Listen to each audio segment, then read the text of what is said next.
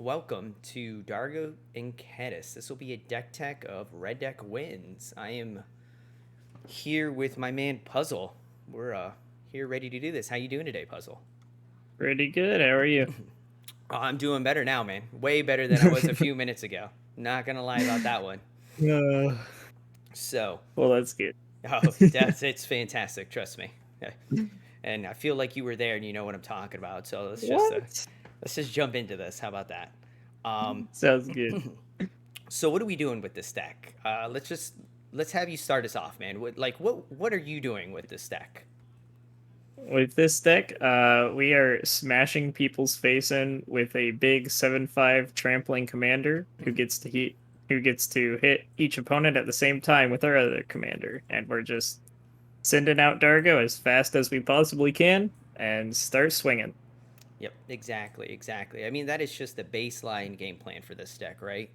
Um, Caveat on that, I'd like to say that this deck has been created and formed to be a little bit on the simpler side and for a new player, right? Like without the new players, our format can never exist.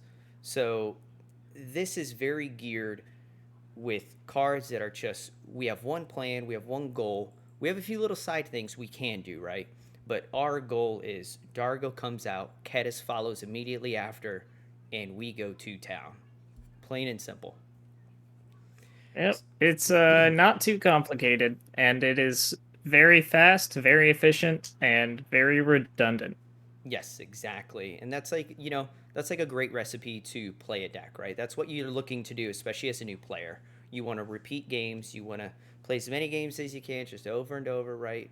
So we could see how the format works, see what's going on, and kind of go from there. Well, let's switch it up. Let's go to our next topic. Let's go to our interactions. So let's start back off with Dargo.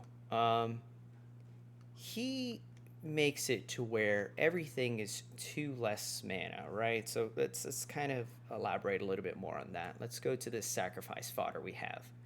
So we get to play one of the most complicated, I'm lying, easiest cards of the format, Lotus Petal, right? It is the jeweled lotus, dare I say, of this deck. It's beautiful. What else do you Yeah, it think we is. have here? Yeah, so not only do we get our own Jeweled Lotus, which no other deck I think gets aside from other Dargo variants, and we also get a lot of cards that create multiple bodies for our Dargo, like Forbidden Friendship, Yep. and some really good pieces like Nimblewright Schematic and Prize Statue, which make a body, can be sacrificed themselves, and then whenever they're sacrificed, they make another body. So they just help keep fueling Dargo even if he gets removed. Exactly. And let's be honest, if all the games that I've played with this deck, people love to leave the Kediss alone. They're not afraid of the little gecko, right? He's just hanging out there for the ride. Yeah, he's 2 mana. They don't want to counter him because you can recast him fairly easily. Even though Dargo is sometimes even easier to cast. But Yep. Well, a lot of people forget that clause on Dargo, right? It's not a timestamp when you do it. yeah, he keeps track of it all turn, Ex- which is very nice. exactly. So, like I was stating earlier, our main focus is Dargo and Kediss, right? That is we are very all in our on our commanders, but we can move away from that. And as you can see here, we have 20 goblin cards, right? So we have so much synergy. It's unreal. From cards like Skirt Prospector, which are another pseudo Jewel Lotus effect, to Goblin Surgeon, which is just fantastic. The regeneration ability to keep our Dargo running still or our Kediss running still is amazing. And to even Goblin Bushwhacker. Bring the team, haste the team, let's make it happen, right? So it's these cards aren't the most complicated. It's just they're cut and dry. It's like this makes all of our team bigger, gives them haste, get to getting, right? Yeah, goblins are well known for being a very aggressive creature type. And the funny thing about goblins in general is that they are actually pretty versatile. So our goblin matron gets extreme value in being able to tutor so many different effects. It can tutor token generation, card advantage, unblockable, removal, haste, all kinds of fun stuff.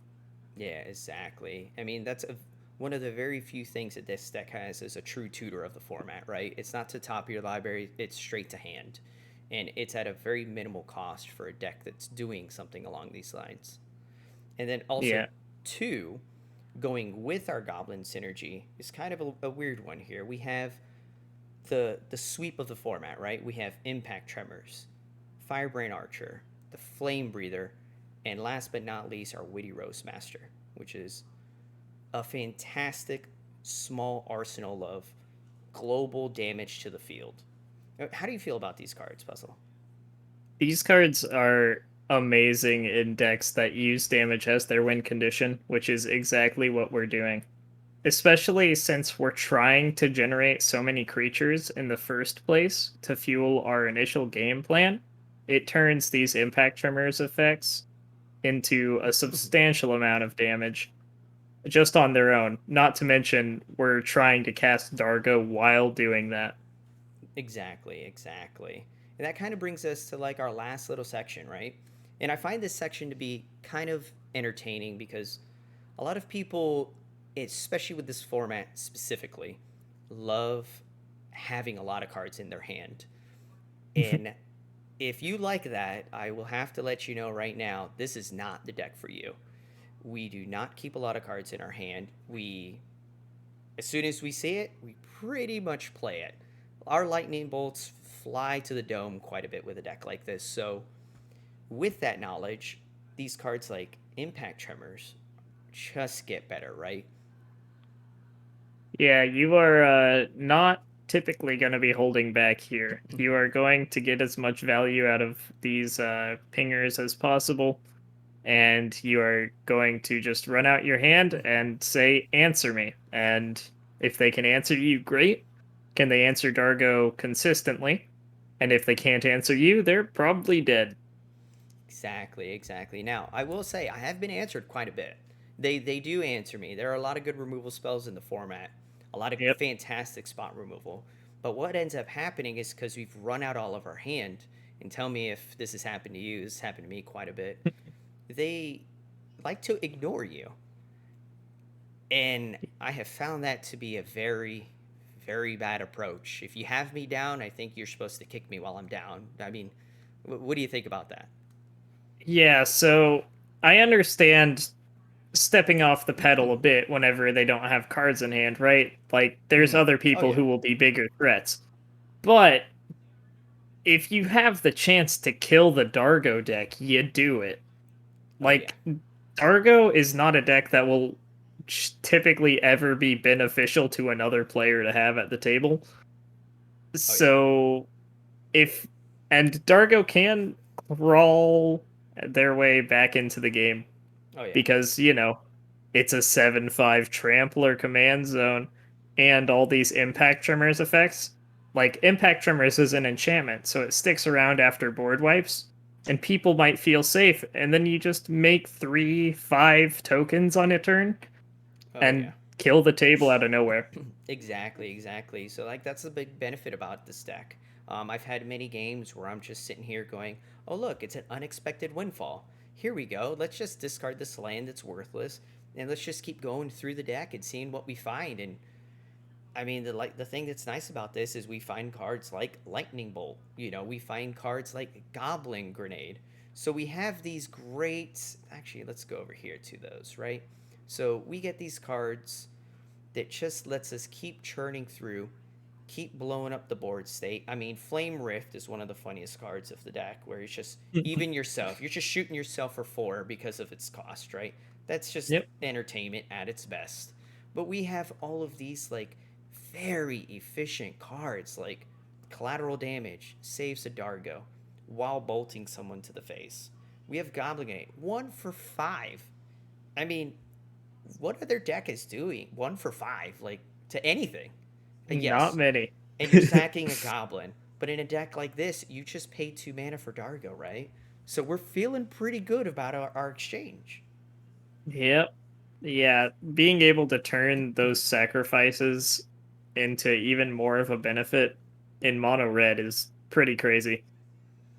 Yes, definitely, definitely. So I mean, that's pretty much it for this deck, you guys. I mean, I wanted to make this nice and short and sweet. I have Puzzle here. He's had some great experiences with the deck, and I like, this deck can mulligan well. It's very great for a new player. I can't say that enough here.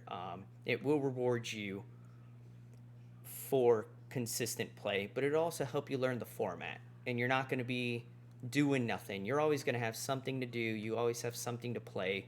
You'll at least, even if you lose, you felt like you impacted the game. And last but not least, the one thing this deck does well, which is very difficult for a lot of other decks to do in the format, is you're attacking everyone. You're not picking and choosing, oh, what are we doing? We're hitting everybody. We're trying to. They could kill the Kediss, let's be honest, but we're hitting everybody equally and we're doing our thing. Yep, that's what I was going to close out with as well. It's great for learning the format because you don't have to have perfect target priority and understand what everyone's trying to do and all that. You're just hitting everyone. Yep. And if they can if they can answer you, great. Uh that sucks, go on to the next game. But when they can't, wow, this deck is funny. Yeah, exactly, exactly. Well, I have to say thank you, Puzzle, for being here with me today. And yeah, till next time, you guys. See ya.